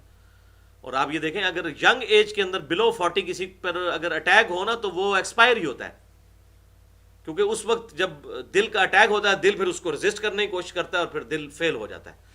بوڑھی عمر میں جا کے اگر ہارٹ اٹیک ہو پھر بھی سروائیول کے چانس ہوتے ہیں. ینگ آدمی کو جب بھی ہارٹ اٹیک ہوا ہے تو آپ دیکھیں وہ ایکسپائر ہی ہو جاتا ہے، مر جاتا ہے. وہ اٹیک نہیں رہتا، پھر ہارٹ فیل ہو جاتا ہے. تو اس طرح کی اتنی زیادہ دنیا کے اندر موت کے چلتے پھرتے گولے موجود ہیں. ہمارے اندر کیسی ٹریفک موجود ہے، کسی بھی وقت انسان کے اوپر موت آ سکتی ہے. تو ہر وقت اللہ تعالیٰ کی فرمانبرداری میں وقت گزرے. فَالْيَوْمَ نُنَجِّيكَ بِبَدَنِكَ، تو اے فرعون آج ہم تیرے بدن کو نجات دے دیں گے، یعنی موت کے بعد تیرا جسم سلامت رکھیں گے. لِتَكُونَ لِمَنْ خَلَفَكَ آیَةً، تاکہ یہ تیرا جسم آنے والے لوگوں کے لیے بہت بڑی نشانی بن جائے کہ یہ مردود شخص تھا اللہ کا مجرم. لمن خلفک آیا، تاکہ اگلے آنے والوں کے لیے جو پیچھے آ رہے ہوں گے ان کے لیے، خلف جو ہوں گے، یہ فاتحہ خلف الامام، امام کے پیچھے، یہ وہی لفظ ہے، ان کے لیے نشانی بن جائے. وَإِنَّ كَثِيرًا مِّنَ النَّاسِ عَنْ آيَاتِنَا لَغَافِلُونَ، اور بے شک حقیقت بات یہ ہے کہ اکثر لوگ ہماری نشانیوں سے غفلت برتنے والے ہیں. یعنی اللہ تعالیٰ نے یہاں پر اپنا ڈیوائن ڈیسیژن سنا دیا ہے کہ اکثریت کبھی بھی حق قبول نہیں کرتی. حق ہمیشہ تھوڑے لوگ ہی قبول کرتے ہیں، حالانکہ حق اتنا واضح ہوتا ہے. یہ بڑا ڈرنے کا مقام ہے. اور یہ آج بھی جسم اللہ تبارک و تعالیٰ نے ایسا محفوظ کیا ہے، اس کا قاہرہ کے میوزیم کے اندر مصر میں آج بھی فرعون کی لاش جو ہے وہ محفوظ ہے. اور آپ اگر انٹرنیٹ کے اوپر وہ لکھیں تو آپ کو وہ اس کی ویڈیو بھی نظر آ جائے گی اور اس کی پکچرز بھی موجود ہیں. اللہ تعالیٰ نے قیامت تک کے لیے اس کے اس جسم کو جو ہے وہ عبرت بنا دی ہے. وَلَقَدْ بَوَّأْنَا بَنِي إِسْرَائِيلَ مُبَوَّعَ، اور ہم نے عطا کیا بنی اسرائیل کو بہترین صدق وَرَزَقْنَاهُم مِّنَ الطَّيِّبَاتِ، بہترین ٹھکانہ اور ان کے لیے پاکیزہ رزق مہیا کیا. فَمَخْتَلَفُوا حَتَّى جَاءَهُمُ الْعِلْمُ، لیکن انہوں نے بھی اختلاف کیا بعد اس کے کہ ان کے پاس آ گیا علم. اب یہ رزق کیسے مہیا ہوا؟ اس وقت تو موسیٰ علیہ السلام جب صحرائے سینا میں پہنچے اور ان کو بتایا، سورۃ المائدہ کے اندر بھی آتا ہے، باقی صورتوں میں بھی چیزیں یہ ڈیٹیل کے ساتھ آتی ہیں، تورات کے اندر بھی، کہ اس وقت پھر قتال کا حکم آیا لیکن پوری قوم پیچھے ہٹ گئی سوائے چند لوگوں کے. اور پھر اللہ تعالیٰ نے ان کو سزا دی. 40 سال تک یہ صحرائے سینا میں بھٹکتے رہے. پھر وہاں پر ان کی نئی جنریشن پیدا ہوئی، وہ ٹف لوگ تھے. انہوں نے پھر یوشع ابن نون علیہ السلام کے سرکردگی میں، جو موسیٰ علیہ السلام کے خلیفہ بنے، کیونکہ ہارون علیہ السلام تو پہلے ہی فوت ہو گئے تھے موسیٰ علیہ السلام کی زندگی میں، پھر انہوں نے جو ہے وہ فلسطین کو فتح کیا اور وہاں پر اللہ تعالیٰ نے انہیں رزق دیا اور ان کے لیے سارے معاملات دنیاوی نعمتیں مہیا کیں. لیکن وہی بات ہے، جب انسان کو نعمتیں مل جاتی ہیں پھر عیاشی کے اندر انسان پڑ جاتا ہے، جس طرح مسلمانوں کے ساتھ ہوا. خلفائے راشدین کے دور میں اتنی اللہ تبارک و تعالیٰ نے پوری دنیا کے خزانے ان کے قدموں میں ڈال دیے، لیکن اس کے بعد پھر آپ دیکھیں بنو امیہ کا دور اور بنو عباس کا دور، تقریباً 1000 سال تک مسلمانوں کی حکومت تھی، اسلام کی حکومت نہیں تھی. جیسا کہ آج امریکہ بدماش ہے، اس وقت مسلمانوں کو غلبہ مل گیا تھا، پھر انہوں نے 1000 سال تک بدماشی کی. ہاں اگر حکومت کی تو خلفائے راشدین نے کی. انہوں نے اپنے علاقوں میں بھی سسٹم کو رائج کیا. ان کو حق پہنچتا تھا کہ وہ کیسر روم کو بھی للکار سکتے تھے، ان کو حق پہنچتا تھا وہ کسرا کو بھی للکار سکتے تھے کہ امن کا اور انصاف کا نظام قائم کرنا ہے. جن لوگوں نے بعد میں مسلمانوں کو لوٹا، مسلمانوں کو قتل کیا، حتیٰ کہ حضور صلی اللہ علیہ وسلم کو قبر مبارک میں گئے ہوئے 50 سال ہوئے اور ان کی پوری اولاد کو ذبح کر دیا یزید ابن معاویہ نے. یہ ایک الگ سے ایک دردناک جو ہے وہ داستان ہے جو ہماری احادیث کی کتابوں میں بھی آتی ہے. اس پہ میں نے ابھی یہ ریسنٹلی 2 لیکچر بھی دیے ہیں، مسئلہ نمبر 101 اور مسئلہ نمبر 102. تقریباً 5 گھنٹے کی گفتگو دونوں ملا کے بن جاتی ہے. تو بہرحال جب دولت آتی ہے تو آزمائش ہے. جامعہ ترمذی میں صحیح حدیث ہے کہ ہر امت کا کوئی نہ کوئی فتنہ ہے اور میری امت کا فتنہ مال ہے. اور بخاری اور مسلم کی متفق علیہ حدیث ہے، آپ صلی اللہ علیہ وسلم نے اپنی وفات سے 1 مہینے پہلے خطبہ دیا جس میں صحابہ کو کہا کہ مجھے تم سے یہ خطرہ نہیں کہ تم جو ہے وہ شرک میں مبتلا ہو جاؤ، البتہ مجھے ڈر ہے کہ تم دنیا کے مال میں پھنس جاؤ گے، پھر جس طرح اگلی قومیں ہلاک ہوئی تم لوگ بھی اسی طریقے سے ہلاک ہو جاؤ گے. تو یہی بات ہے الحمدللہ، یہ پوری امت کبھی شرک میں مبتلا نہیں ہوئی کہ پوری امت ہی گمراہ ہو جائے، جس طرح اگلی پوری امتیں مشرک ہو جاتی تھی، کوئی بھی حق پر نہیں ہوتا تھا. بخاری اور مسلم کی متفق علیہ حدیث ہے، میری امت کا ایک گروہ قیامت تک حق پہ قائم رہے گا. یعنی اس امت کی حفاظت اس حوالے سے ہے کہ ایک گروہ ہمیشہ توحید پر قائم رہنا ہے، اس کے عقائد و نظریات درست رہیں گے. بنی اسرائیل میں سب کے سب 72 کے 72 ہی گمراہ ہو گئے تھے. تو بہرحال لیکن دنیا پرستی اس ایک گروہ کے اندر بھی موجود رہی. ایسا نہیں ہے، عقائد درست ہے لیکن دنیا کی محبت، مال کی محبت، یہ اس امت کا فتنہ ہے. تو اللہ تعالیٰ فرماتے ہیں ہم نے بنی اسرائیل کو بھی رہنے کے لیے اچھی جگہ دی فلسطین میں اور رزق دیا. لیکن کیا ہوا؟ فَمَخْتَلَفُوا حَتَّى جَاءَهُمُ الْعِلْمُ، لیکن پھر انہوں نے اختلاف کیا حالانکہ ان کے پاس العلم آ چکا تھا. ان کے پاس اپنے انبیاء کی وحی کا علم موجود تھا. ہمارے پاس آج قرآن موجود ہے لیکن آپ دیکھ لیں اختلاف ہے، کیونکہ اس قرآن کی طرف کوئی آنے کے لیے تیار ہی نہیں ہے. قرآن کا ترجمہ پاکستان، انڈیا اور بنگلہ دیش کا مولوی کہتا ہے قرآن ڈائریکٹ نہ پڑھنا گمراہ ہو جاؤ گے. یعنی وہ پنجابی میں بڑا ویسے سخت محاورہ ہے لیکن یہ بالکل فٹ ان بیٹھتا ہے، کتی چورانا رلی ہے. یعنی کتے کا کام کیا ہوتا ہے؟ حفاظت کرنا گھر کی. اگر کتا ہی جو ہے وہ چوروں کے ساتھ مل کے ان کو گائیڈ کرے کہ ہاں جی آپ یہ چوری کریں، تو دین کی حفاظت کس کی ذمہ داری ہے؟ علماء کی، جو سمجھتے ہیں ہم ٹھیکیدار ہیں، ہم دین کو لے کے چل رہے ہیں، حالانکہ وہ اس سے روزی روٹی بھی کھا رہے ہوتے ہیں. الٹا مطلب اس کو سورس آف انکم بھی بنایا ہوتا ہے، پھر بھی صحیح طریقے سے پرفارمنس نہیں دیتے ہیں. اور الٹا لوگوں کو یہ پڑھاتے ہیں کہ قرآن و حدیث ڈائریکٹ نہ پڑھنا گمراہ ہو جاؤ گے. تو مجھے بتائیں تو یہ وہی بات ہے؟ یہ خود دشمن بنے ہوئے ہیں. باہر سے کسی نے آ کے کیا دشمنی کرنی ہے دین کے ساتھ؟ اور اس لیے کہ وہ کبھی نہیں چاہتے کہ قرآن کے ساتھ امت جڑے اور اس کے عقائد اور نظریات وہ ہو جائیں، کیونکہ ان کے اکثر کے اپنے کردار اور اپنے اعمال اور اعتقاد وہ قرآن و سنت کے خلاف ہوتے ہیں. اب کوئی بھی، میں نہیں سمجھتا کہ کوئی شخص ایمانداری کے ساتھ جو ہے یہ اپنے ممبر پہ بات بتائے کہ بخاری اور مسلم میں نماز کا طریقہ کیا لکھا ہوا ہے. چلے اہل حدیث تو بتا لیں گے کیونکہ وہ حساتی طور پہ اسی طریقے پہ عمل کر رہے ہیں، لیکن کوئی بریلوی دیوبندی عالم تو جرت نہیں کرے گا کہ وہ بتائے کہ بھئی یہ بخاری اور مسلم میں نماز کا طریقہ اس طرح لکھا ہوا ہے کہ آپ صلی اللہ علیہ وسلم رکوع میں جاتے وقت، رکوع سے اٹھتے وقت بھی رفع الیدین کرتے تھے. یا شیخ عبد القادر جنانی رحمۃ اللہ علیہ کے جو اصالہ ثواب کے لیے آپ 11ویں پکا کر کھاتے ہیں، شیخ عبد القادر جنانی کی جو اپنی کتاب ہے غنیۃ الطالبین، اس میں تو نماز کا طریقہ رفع الیدین کے ساتھ لکھا ہوا ہے. تو آپ اچھے فنافی شیخ ہیں، جب کھانے کی باری آتی ہے تو ان کا نام لیتے ہیں، جب سنت پہ عمل کرنے کی باری آتی ہے پھر وہ اس طریقے پہ نہیں چلتے. اسی طریقے سے ہمارے اہل حدیث مکتبہ فکر کے اندر جو لوگ ہیں، کیا ان کے علماء یہ جرت کریں گے کہ اپنی پبلک کو یہ بات بتائیں کہ آپ صلی اللہ علیہ وسلم جو ہے وہ بخاری اور مسلم میں آتے ہیں، آپ صلی اللہ علیہ وسلم پگڑی استعمال کرتے تھے، آپ صلی اللہ علیہ وسلم سے ننگے سر ایک نماز بھی ثابت نہیں ہے. میرا چیلنج ہے، کئی سالوں سے آج تک کسی نے ایکسیپٹ نہیں کیا ایک نماز بھی، ایک رکعت بھی. ہاں احرام کی حالت میں معاملہ ڈیفرنٹ ہے، اس میں تو آپ اپنی بیوی کے ساتھ بھی تعلق نہیں قائم کر سکتے، اپنے ناخن بھی نہیں کاٹ سکتے، زیر ناف بال بھی نہیں کاٹ سکتے، وہ تو پابندی علیحدہ ہے، وہ تو پروٹوکول ہے. بخاری اور مسلم کی متفق علیہ حدیث ہے کہ آپ صلی اللہ علیہ وسلم نے حکم فرمایا کہ حالت احرام میں صحابہ کہتے ہیں ہمیں حضور حکم دیتے تھے اپنی پگڑیاں اتار دو، اپنی ٹوپیاں اتار دو، اپنی سروں سے چادریں اتار دو. اس کا مطلب صحابہ پہنتے تھے، اتارتا تو وہی ہے نا جو پہنتا ہے. اور بخاری اور مسلم میں آتا ہے کہ آپ صلی اللہ علیہ وسلم جس طرح موزوں کے اوپر مسح کرتے تھے پگڑی کے اوپر بھی مسح کرتے تھے. یعنی آپ وضو کے دوران بھی پگڑی نہیں اتارتے تھے، پگڑی کے اوپر سے مسح کر لیا کرتے تھے. تو اب یہ کس طرح کو بتا سکتا ہے؟ اسی طریقے سے ایک اہل تشیع کس طرح اپنی پبلک کو کھڑے ہو کر یہ بتا سکتا ہے کہ مولا علی رضی اللہ تعالیٰ عنہ اہل سنت اور اہل تشیع دونوں کتابوں میں ملتا ہے کہ پہلے تینوں خلفاء کے ساتھ وہ ایکٹیو پارٹ کے طور پر شریک رہے. امیر شام کا معاملہ الگ ہے، معاویہ ابن ابی سفیان رضی اللہ تعالیٰ عنہ کا، ان کا معاملہ نہ ہم ان کو ڈیفینڈ کرتے ہیں، ان کا تو معاملہ بالکل علیحدہ ہے. لیکن جہاں پر خلفائے ثلاثہ کا معاملہ آتا ہے، حضرت ابو بکر کا، عمر کا یا عثمان کا، ان کا معاملہ بالکل ڈیفرنٹ ہے. اور پھر یہ بتا سکتا ہے کوئی اہل تشیع کا عالم اپنی پبلک کو کہ مولا علی کو کافر کہتے تھے خوارج؟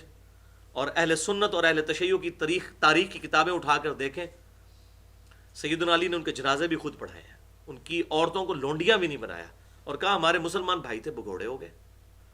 اب اس حوالے سے بڑا زبردست کام کیا ہے امام ابن ابی شیبہ نے، جو بخاری اور مسلم کے استاد ہیں، اور مسلم شریف میں 20% احادیث یعنی 1500 احادیث، 7563 احادیث ہیں صحیح مسلم میں، اس میں سے 1500 احادیث امام ابن ابی شیبہ سے نہیں ہے، امام مسلم نے. تو ان کی الگ سے کتاب ہے جو دنیا کی سب سے بڑی کتاب ہے، مسند احمد سے بھی بڑی کتاب ہے، المصنف ابن ابی شیبہ. 38,000 احادیث اور آثار کا مجموعہ ہے. اور ابھی میری بات ہوئی تھی، پرنٹنگ پریس میں وہ جا چکی ہے، انشاءاللہ 2 مہینے کے اندر اس کا اردو ترجمہ آنے والا ہے. اور یہ بہت بڑی اچیومنٹ ہے، مکتبہ رحمانیہ والوں نے کام کیا، اللہ تعالیٰ ان کو جزائے خیر دے. دنیا کی سب سے بڑی کتاب اردو میں ٹرانسلیشن. آپ اس کا آخری چیپٹر کتاب الفتن اٹھائیں، اس میں 3 باب ہیں آخری میں، کتاب الجمل اور کتاب صفین اور کتاب النہروان. ان تینوں کے اوپر باب موجود ہے. یہ اکثر لوگ ہمیں کہہ رہے ہوتے ہیں نا جی آپ یہ ٹاپک بنایا ہوا ہے، آپ نے صفین کو ایز اے ٹاپک ڈسکس کر رہے ہیں، نہروان کو. یہ سلف نے کہاں کیا؟ بھائی سلف نے پورے باب باندھے ہیں، باب الصفین، باب النہروان اور باب الجمل. اور تقریباً 250 حدیثیں اس چیپٹر کے اندر موجود ہیں. اس میں اس قسم کی بڑی روایات حضرت علی رضی اللہ تعالیٰ عنہ سے اور باقی صحابہ کرام سے مل جاتی ہیں جنگوں کے بارے میں. تو بہرحال یہ کس طریقے سے پبلک کو بتا سکتے ہیں؟ کبھی بھی نہیں بتائیں گے، کیونکہ ان کی جو روزی روٹی ہے وہ اسی بنیاد پر چل رہی ہے کہ مسلمان تفریق میں رہیں، فرقہ واریت میں پڑے رہیں. اور اللہ ہمیں بار بار کہہ رہا ہے وَاعْتَصِمُوا بِحَبْلِ اللَّهِ جَمِيعًا وَلَا تَفَرَّقُوا، اللہ کی رسی کو مضبوطی سے تھام لو، یعنی قرآن کو، اور آپس میں تفرقے میں مت بٹو. اب ایک طرف ہم کیا اس قرآن، اور پھر ایسے ہوشیار ہیں وہ کہتے ہیں نہیں یہ ہماری نشانی ہے بریلوی، ہم کوئی فرقہ واریت تو نہیں کر رہے. یعنی نام بھی رکھتے ہیں، اجی نہیں ہماری یہ نشانی ہے دیوبندی، یہ ہماری نشانی ہے اہل حدیث. اب اہل حدیث میں بھی آگے وہ سلفی اور پتہ نہیں کیا کچھ لکھنا شروع ہو گئے ہیں. اس طریقے سے شیعہ کے اندر بھی آپ دیکھیں کتنے گروہ بن چکے ہیں, کوئی زیدیہ شیعہ ہے, کوئی اثنا عشری ہے, کوئی اسماعیلی ہے. تو پھر یہی ہوتا ہے نا, جب انسان جب گرتا ہے نا چوٹی سے, تو پھر جا کے امی گڑائیوں میں گرتا ہے. بھائی اللہ نے تمہارا نام رکھا تھا قرآن پاک میں, سورۃ الحج کی آخری آیت اٹھا کے دیکھ لیں, ہوا سماکم المسلمین من قبل وفی ھذا, اللہ نے اس کتاب میں بھی تمہارا نام مسلم رکھا ہے, اور اس سے پہلے ابراہیم علیہ السلام نے بھی تمہارا نام مسلم رکھا تھا. یہاں پر ہے مسلمان, تمہارا نام ہے مسلم. اور جی پہچان کے لیے ضرورت ہے, پہچان اللہ کو تو پتہ ہے یار. مجھے بتائیں کہ اگر شراب کی بوتل کے باہر اگر آپ روح افزا لکھ لیں گے تو یہ پہچان ہو جائے گی؟ اللہ نے اس چیز کو چیک کرنا ہے. صحیح مسلم کی حدیث ہے, اللہ تعالیٰ تمہاری شکلوں اور مال کو نہیں دیکھتا, دلوں اور اعمال کو دیکھتا ہے. اللہ کو پتہ ہے آپ مسلم ہیں, مسلمان ہیں. اور بخاری اور مسلم کی وہ متفق علیہ حدیث, میں سمجھتا ہوں ان کے اوپر جو ہے وہ بہت بڑی ضرب ہے اس حوالے سے, کہ جب عیسیٰ علیہ السلام دنیا میں اتریں گے اور قتال کریں گے دجال کے خلاف, تو بخاری اور مسلم دونوں میں آتا ہے کہ اگر کوئی یہودی کسی پتھر کے پیچھے بھی پناہ لے گا نا, تو پتھر بول اٹھے گا, یا ایھا المسلم, اے مسلم میرے پیچھے یہودی چھپا ہے, اسے قتل کر. صرف ایک غرقد کا درخت ہے, بخاری اور مسلم میں آتا ہے, جو یہودیوں کو پناہ دے گا, جو آج اسرائیل میں بڑی کثرت کے ساتھ کاشت کیا جا رہا ہے. تو وہ جو پتھر کیا کہے گا, یا ایھا البریلوی, یا ایھا اہل حدیث, یا ایھا سلفی, یا شیعہ, یا دیوبندی, یا ایھا المسلم. تو میرا خیال ہے مسلم جو ہوگا وہی پیچھے مڑ کے دیکھے گا نا, ورنہ تو کہے گا جی اگے بھی دسو کی ہے, مسلم تو سارے ہی نے, یہی کہتے ہیں نا ہمیں, یہ جی مسلمان تو سارے ہی ہیں. ٹھیک ہے, مسلمان وہی ہے جو واقعی اپنے آپ کو مسلمان سمجھتا ہے. آپ لاکھ اپنے ٹائٹل لگے, میں کہتا ہوں آج نبی صلی اللہ علیہ وسلم دنیا میں تشریف لے آئے تو کتنا دل دکھے جب ہماری مسجدوں میں اس طریقے سے تفریق ہوئی ہوئی ہے, اور انہی چیزوں نے امت کو توڑ دیا ہے. اب جب کوئی حق بات کرتے ہیں تو لوگوں نے مسجدیں بھی نمازوں کے لیے بھی مختلف کر لی ہوئی ہیں, تو اتنی دیواریں بن چکی ہیں کہ ایک حق بات دوسرے تک پہنچتی نہیں ہے. اس کی وجہ سے وہ دیواریں مزید کھڑی ہوتی چلی جاتی ہیں. اللہ تعالیٰ اس امت کو فرقہ واریت کی لعنت سے پاک فرمائے, آمین. پر اس حوالے سے میں نے 2 گھنٹے کی گفتگو کی ہے, مسئلہ نمبر 72 کے نام سے, فرقہ واریت, علماء بزرگ اور اتحاد امت. اس میں جتنے بھی اس قسم کے وسوسے ہیں فرقہ واریت کے حوالے سے وہ ڈیٹیل کے ساتھ الحمدللہ بیان کیے ہیں. تو اللہ تعالیٰ فرماتا ہے ہم نے ان کو یہ سب کچھ دیا, پھر بھی انہوں نے اختلاف کیا علم آ جانے کے بعد. ان ربک یقضی بینہم یوم القیامہ, بے شک تیرا رب فیصلہ کر دے گا ان کے درمیان قیامت والے دن, فیما کانوا فیہ یختلفون, جس میں وہ دنیا میں جھگڑا کیا کرتے تھے. لیکن مجھے یہ بتائیں کہ یہ قیامت والے دن جو فیصلہ ہوگا اس کا ان لوگوں کو کوئی فائدہ ہوگا؟ نہیں. فائدہ تو تب سے دنیا میں سمجھ لیں گے. اگر آپ ایک قادیانی کو کہتے ہیں بھائی ختم نبوت کو آپ دنیا میں سمجھو, وہ کہے گا جی قیامت دن تکیا جائے گا جی کون ٹھیک ہے کون غلط, تو بھئی ادھر اگر دیکھا جائے گا تو پھر اس کا کوئی فائدہ ہوگا؟ یہ اس طرح بعض لوگ کہتے ہیں جی اللہ نو پتا جی کون صحیح ہے. او بھئی اللہ نو تے پتا ہے, اللہ نو پتا ہونے نال تانوں کو فرق پڑے گا؟ ہمیں تو تب فرق پڑے گا جب ہمیں پتا چلے کہ حق کیا ہے اور باطل کیا ہے. تو یہ قیامت والے دن اللہ نے تو فیصلہ کرنا ہے. فیصلہ کیا کرنا ہے؟ ساروں کو چھوڑ دے گا اللہ تعالیٰ؟ نہیں. جو حق پر ہوں گے وہ بچ جائیں گے, اور جو باطل پر ہوں گے ان کو جھونکا جائے گا. تو بھئی ہمارے لیے تو فائدہ ہے کہ ہم نے دنیا میں کتاب و سنت کا علم حاصل کرنا ہے. اسی لیے میں نے وہ بتایا تھا مسئلہ نمبر 78 میں قبر کے 4 سوالات ہیں. لوگ 3 بتاتے ہیں, میں نے چوتھا سوال بھی بتایا. چوتھا سوال ہوگا جو ایمان والا ہوگا اس کو فرشتے پوچھیں گے بتا تجھے یہ کیسے پتا چلا. صحیح بخاری میں بھی اور سنن ابی داؤد میں بھی مسئلہ نمبر 78 سن لیں, صراط مستقیم اور قبر کے 4 سوالات. وہ کہے گا میں نے اللہ کی کتاب پڑھی تھی اور میں نے رسول اللہ کے حق ہونے کی تصدیق کی تھی. اب یہ وہ چوتھا سوال جب فرشتے پوچھیں گے تو وہ کہے گا اس وجہ سے میں نے یہ سب کچھ کیا. اب جس نے کتاب پڑھی نہیں تھی, کتاب پڑھنے سے مراد کیا؟ الف با تا پڑھنا ہے, مراد اس کے اندر کیا لکھا ہوا ہے. اور جب منافق جواب نہیں دے سکے گا تو فرشتے اس سے چوتھا سوال پوچھیں گے تجھے کیوں نہیں پتا چلا؟ وہ کہے گا میں وہی کہتا تھا جو لوگ کہتے تھے, سن سنا کے سننی. میں کہنا پڑھ پڑھا کے سننی ہو, وہ سن سنا کے سننی نہیں, سن. میں وہی کہتا تھا جو لوگ کہتے تھے. تو فرشتے اس کو کہیں گے تو نے خود پڑھ کر حق حاصل کرنے کی کوشش کیوں نہیں کی ہے؟ یہ مولوی کہتے ہیں یہ پڑھنا ہمارا کام ہے, تو وہ قبر میں تو فرشتے کہہ رہے ہوں گے ہر بندے نے خود پڑھنا ہے. بولے اعوذ باللہ تعالی. فَإِن كُنْتَ فِي شَكٍّ مِّمَّا أَنزَلْنَا, اور اے سننے والے, اے مخاطب, اے انسان, اگر تجھے شک ہے جو کچھ ہم نے نازل کیا ہے الیکا, تیری طرف, یعنی نبی صلی اللہ علیہ وسلم کی وساطت سے. اصل میں ڈاؤٹ فل ذہن کو خطاب کیا جا رہا ہے. فَاسْأَلِ الَّذِينَ يَقْرَؤُونَ الْكِتَابَ، تو پھر پوچھ ان سے جو کتاب کی تلاوت کرنے والے ہیں، یعنی جیوز اور کرسچنز کے جو علماء ہیں ان سے پوچھ کر دیکھ لو، من قبلک، جو اس سے پہلے گزرے ہیں، یعنی جن کے پاس پہلے سے ہی کتابیں موجود ہیں ان سے تصدیق کروا کر دیکھ لو کہ یہ کتاب اللہ کا کلام ہے، اس میں وہی توحید بیان ہوئی ہے جو اولڈ ٹیسٹمنٹ یعنی تورات اور نیو ٹیسٹمنٹ یعنی انجیل کے اندر موجود ہے. اور یہ بات میری یاد رکھیں، میں اکثر ریپیٹ کرتا ہوں، ایز فار ایز توحید از کنسرنڈ، اولڈ ٹیسٹمنٹ اور نیو ٹیسٹمنٹ میں آج بھی کوئی ایسی سٹیٹمنٹ نہیں جس سے شرک کی بو آتی ہو. توحید آج بھی ان کتابوں میں محفوظ ہے، اور یہ محفوظ ہوگی تو تبھی جیوز اور کرسچن مسلمان ہوں گے نا. ہماری کتاب پہ تو ایمان ہی نہیں رکھتے. کتنے غیر مسلم مسلمان ہوئے ہیں جس کا سبب ہی یہی بنا ہے کہ انہوں نے، مسئلہ نمبر 90 کے اندر میں نے ایک امریکن یوتھ منسٹر کا واقعہ بھی سنایا تھا، اس کا سبب یہی بنا کہ اس نے کہا جو توحید موجود ہے تورات اور انجیل کے اندر، اس توحید کو تو ہمارے علماء بھی پریکٹس نہیں کر رہے، صرف مسلمانوں کے ہاتھ وہ توحید پائی جاتی ہے، اور ان کی کتاب ہے پرفیکٹ اس توحید کے اوپر، اور یہ سبب بنا اس کے ایمان لانے کا. تو اللہ تعالیٰ فرما رہے کہ یہودی اور نصرانی علماء سے پوچھ لو اگر تمہیں کوئی شک ہے.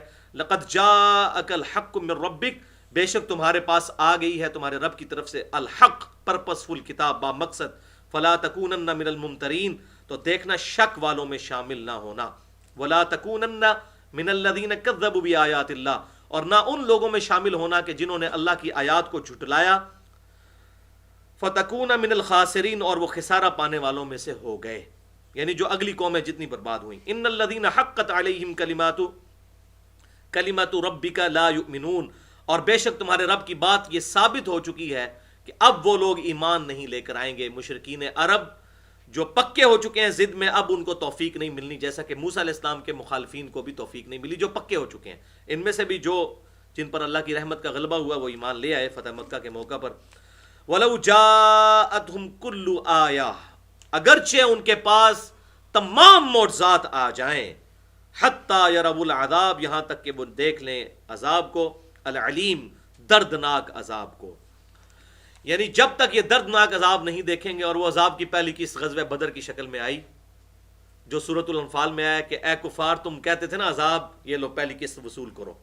غزوہ بدر کی شکل میں 70 سردار مشرکین عرب کے مارے گئے، ان کو توفیق نہیں ملی توبہ کی، جس میں ابو جہل بھی شامل تھا.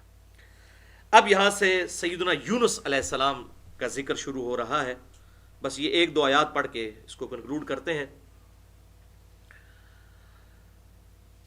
فَلَوْلَا كَانَتْ قَرْيَةٌ آمَنَتْ فَنَفْعَهَا، اور کیوں ایسا نہ ہوا کہ کوئی بستی ایمان لاتی تو نفع دیتا اس کو اس کا ایمان. یعنی عذاب دیکھ کر جب کوئی بستی ایمان لے کر آتی تو اس کو نفع ہوتا، یعنی وہ اللہ تعالیٰ قبول کر لیتا. تو ایسا کبھی نہیں ہوا. ہم پہلے بھی پڑھ چکے اس سے پہلے آیات میں کہ جب موت کا غرغرہ یا عذاب سامنے آ جائے اس وقت کوئی ایمان لے آئے تو اس کا ایمان قبول نہیں ہے. الا قوم یونس، ہاں مگر قوم یونس کے ساتھ ایسا ہوا کہ ان پر عذاب کے آثار نمایاں ہوئے اور وہ اس وقت ایمان لے آئے تو ہم نے ان کا ایمان قبول کر لیا. اور اس کی ایک ٹیکنیکل ریزن ہے، یہ بہت بڑی ایکسیپشن ہوئی ہے انسانیت کی ہسٹری میں، نہ اس سے پہلے ایسا ہوا نہ بعد میں کہ عذاب سامنے آ جائے. اس عذاب دیکھ کر تو فرعون بھی ایمان لے آیا تھا. جامعہ ترمذی کی صحیح حدیث میں نے پہلے بیان کی کہ موت کے غرغرے سے پہلے توبہ قبول ہے. اب جب موت سامنے نظر آ گئی عذاب، تو قوم یونس، اسی وجہ سے یہ اس سورت کا نام بھی سورہ یونس ہے.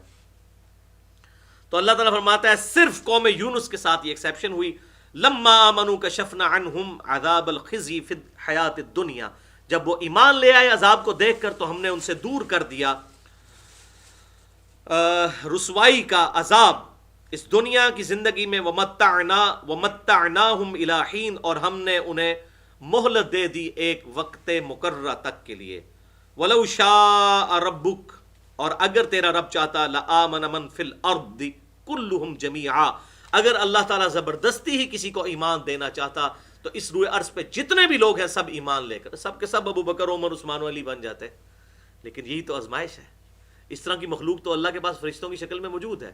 اللہ ایسی مخلوق پیدا فرمانا چاہتا تھا جو اپنی ول سے اپنے رب کو چاہے. اور میں کہتا ہوں کہ انسان اگر اللہ کا فرما بردار ہو تو انسان کا انسان ہونا جبرائیل سے بھی افضل ہے. کیوں؟ جبرائیل کو تو اللہ نے بلٹ ان ہدایت دی ہوئی ہے، اور وہ شخص جو اپنی چوائس سے اپنے رب کو چوز کرے، اس کے اندر جو ٹیسٹ ہے یہ ٹیسٹ کسی اور انسان کے پاس سب سے بڑی نعمت ہی یہی ہے کہ انسان اپنی ول سے اپنے رب کو چوز کرتا ہے. اور اسی لیے چاہے ایک ابراہیم ہی کیوں نہ ہو، اللہ تعالیٰ پورے قرآن میں ان کی تعریف کرتا ہے. ابراہیم اکیلا ہی پوری امت ہے، ایک ہی مواحد، کوئی ان پر ایمان نہیں لے کر آیا سوائے حضرت لوط علیہ السلام کے اور ان کی بیوی بچوں کے. لیکن پورے قرآن میں اللہ تعالیٰ نے حتیٰ کہ یہاں تک کہ آپ صلی اللہ علیہ وسلم کو بھی حکم دے دیا سورۃ النحل کے اندر کہ ابراہیم علیہ السلام کی پیروی کرو. ابراہیم علیہ السلام نے کیا کوانٹیٹیولی کیا کامیابی حاصل کی؟ کچھ بھی نہیں. لیکن اللہ کے نزدیک quality is authority, quantity is not authenticity. تو اللہ تعالیٰ فرماتا ہے سب کو ایمان ہم زبردستی دے سکتے تھے. افانت تکرہ الناس، تو اے نبی صلی اللہ علیہ وسلم کیا آپ لوگوں کو مجبور کریں گے کہ وہی حتی یکونوا مؤمنین، یہاں تک کہ وہ ایمان لے کر آ جائے. وما کان لنفس ان تؤمن الا باذن اللہ، تو کوئی بھی جان ایمان نہیں لا سکتی جب تک کہ اللہ کی طرف سے اذن نہ ہو جائے. وَيَجْعَلُ الرِّجْسَ عَلَى الَّذِينَ لَا يَعْقِلُونَ، اور جو لوگ اپنی عقل کو استعمال نہیں کرتے، بے وقوف لوگ ہیں، اللہ کی دی ہوئی اس نعمت کو اویل نہیں کرتے، اللہ تعالیٰ ان پر گندگی ڈال دیتا ہے. یعنی انیشلی وہ خود گمراہی خریدتے ہیں، اللہ تعالیٰ کسی کو جان بوجھ کر گمراہ نہیں کرتا. وَلِيَعُوذُ بِاللَّهِ تعالیٰ، ایسا کوئی معاملہ نہیں ہوتا. یہ رکوع پورا کر لیتے ہیں، پھر میں یونس علیہ السلام کا ذکر بھی کر دیتا ہوں. قُلِ انظُرُوا مَاذَا فِي السَّمَاوَاتِ وَالْأَرْضِ، اے نبی صلی اللہ علیہ وسلم ان سے فرماؤ کہ دیکھو زمین و آسمان کے اندر کتنی نشانیاں موجود ہیں. وَمَا تُغْنِي الْآيَاتُ وَالنُّذُرُ عَنْ قَوْمٍ لَا يُؤْمِنُونَ، اور فائدہ نہیں پہنچاتی یہ آیات اور یہ نشانیاں اور ڈرانے والے یعنی انبیاء کرام علیہ السلام اس قوم کو کہ جو جان بوجھ کر ایمان نہ لینا چاہے، جو ایمان قبول نہیں کرنا چاہتا، چاہے اس کے پاس نبی بھی آ جائیں، نشانیاں بھی آ جائیں، وہ کبھی بھی حق بات قبول نہیں کریں گے. فَهَلْ يَنْتَظِرُونَ إِلَّا مِثْلَ أَيَّامِ الَّذِينَ خَلَوْا مِنْ قَبْلِهِمْ، کیا یہ اس انتظار میں ہے کہ ان پر بھی ویسے ہی حالات وارد ہو جائیں جو اگلی قوموں پر وارد ہوئے تھے نبیوں کا انکار کر کے. قل، اے نبی ان سے فرمائیے، فَانْتَظِرُوا إِنِّي مَعَكُم مِّنَ الْمُنْتَظِرِينَ، تو پھر اب انتظار کرو، میں بھی انتظار کرنے والوں میں تمہارے ساتھ شامل ہوں. ثُمَّ نُنَجِّي رُسُلَنَا وَالَّذِينَ آمَنُوا، اور پھر جب وہ عذاب آ جائے گا پھر ہم اپنے رسول کو اور ان کے ساتھیوں کو بچا لیں گے، ایمان والوں کو. کذالک، ایسا ہی ہوا کرتا ہے. حقا علینا ننجی المؤمنین، یہ اللہ تبارک و تعالیٰ نے اپنے ذمہ لے لیا ہے کہ وہ اہل ایمان کو نجات دے گا انشاءاللہ. اب یہاں پر یونس علیہ السلام کا میں تھوڑا سا ذکر بیان کر دیتا ہوں کہ یونس علیہ السلام کا ڈیٹیل ذکر جو ہے سورہ الصافات کے اندر، سورۃ الانبیاء کے اندر، سورہ قلم کے اندر ملتا ہے کہ، اور تورات میں بھی اس کی پوری ڈیٹیل موجود ہے کہ یونس علیہ السلام نے اپنی قوم کو یہ بتا دیا، تقریباً 1,00,000 کے قریب لوگوں کی طرف یہ بھیجے گئے تھے، اور بتا دیا کہ اب تم ایمان نہیں لائے تو اب 3 دن کے بعد عذاب آ جانا ہے، جو اللہ تعالیٰ نے ان کو وحی کے ذریعے بات بتائی تھی کہ جب تم لاسٹ الٹیمیٹم دو گے اس کے 3 دن کے بعد عذاب آ جائے گا. اب انہوں نے ان کو لاسٹ الٹیمیٹم دیا، لیکن وہ 3 دن میں دوبارہ اللہ کی طرف سے وحی آنے کا انتظار نہیں کیا، اور بغیر وحی کے انتظار کے کہ بھئی اب تو ان پر عذاب آ ہی جانا ہے، وہاں سے نکل گئے. اب نبی کے شان شان یہ بات نہیں ہوتی ہے کہ وہ اللہ تعالیٰ کی وحی کے انتظار کیے بغیر نکل جائے. اب یہ جو ڈیبٹ ہوا حضرت یونس علیہ السلام سے، یہ کریڈٹ بن گیا ان کی امت کے لیے، اور وہاں سے نکل گئے. اور جب وہ ایک کشتی میں سوار ہوئے، قرآن پاک میں سورہ الصافات کے اندر، سورۃ الانبیاء کے اندر ذکر موجود ہے، اور پوری ڈیٹیل تورات کے اندر آتی ہے کہ جب وہ کشتی میں سوار ہوئے تو وہاں پر موجیں آ گئیں اور قریب تھا کہ کشتی ڈوب جاتی. تو ان کا یہ طریقہ کار تھا کہ وہ کرہ نکالا کرتے تھے. 3 دفعہ کرہ نکالا، تینوں دفعہ حضرت یونس علیہ السلام کے نام کرہ نکلا. تو انہوں نے کہا بھئی تمہیں تو ہم کشتی سے نیچے پھینکیں گے تو تب یہ کشتی بچے گی. تو بیسیکلی تو اللہ تعالیٰ کی طرف سے وہ عذاب آیا ہوا تھا. تو انہوں نے حضرت یونس علیہ السلام کو سمندر میں پھینک دیا، اور وہاں پر اللہ کے حکم سے ایک مچھلی ان کو نگل گئی. 3 دن اور 3 رات تک تورات کے اندر ذکر آتا ہے. یہ ان کا مچھلی کا ان کو نگلنا اور اس طریقے سے کرہ ڈالنا، اس کا ذکر قرآن میں سورہ الصافات کے اندر موجود ہے. سورۃ الانبیاء میں ان کی دعا بھی ہے، لا الہ الا انت سبحانک انی کنت من الظالمین. بہرحال 3 دن اور 3 رات تک وہ مچھلی کے پیٹ میں رہے، اور وہاں پہ اندھیروں میں ان کو اپنی غلطی کا احساس ہوا، اپنے رب کو پکارتے رہے. اور زبردست دعا ہے، اس میں اعظم ہے جامعہ ترمذی میں حدیث ہے جو ان الفاظ کے ساتھ اللہ کو پکارے گا اللہ تعالیٰ اسے محروم نہیں لوٹائے گا. یہ اسم اعظم ہے. ہر دعا سے پہلے درود شریف کے ساتھ یہ بھی ضرور پڑھا کریں, لا الہ الا انت سبحانک, اے اللہ کوئی معبود نہیں سوائے تیرے اور تو تو پاک ہے, تو تو غلطی کر ہی نہیں سکتا. انی کنت من الظالمین, میں انسان ہوں, بے شک میں ہی غلطی کرنے والا ہوں, تو تو غلطی سے پاک ہے. اور اللہ تعالیٰ کو یہ بڑی عاجزی پسند ہے کہ انسان کہے کہ اللہ تو غلطی نہیں کر سکتا, میں تو بندہ ہوں, مجھ سے تو غلطی ہوگی. اور پھر آدمی وہ ہے جو آدم کے ساتھ اپنی نسبت قائم کر لے, شیطان نہ بنے, اپنی غلطی کی جسٹیفیکیشن کی بجائے معافی مانگ لے اللہ سے. اور پھر سورہ صافات میں آیا کہ اللہ تعالیٰ فرمایا کہ اگر یونس علیہ السلام ہمیں نہ پکارتے اس دعا کے ذریعے جس کا ذکر سورہ الانبیاء میں آیا, لا الہ الا انت سبحانک انی کنت من الظالمین, پھر اسی دن مچھلی کے پیٹ سے نکالے جاتے جس دن کے مردے قبروں سے نکالے جائیں گے. یہ صرف اس دعا کی برکت تھی. اور اللہ نے پھر فرمایا کذالک ننجی المؤمنین, پھر ہم مومنین کو اسی طریقے سے نجات دیں گے جو بھی پورے اخلاص کے ساتھ ہماری طرف متوجہ ہوگا.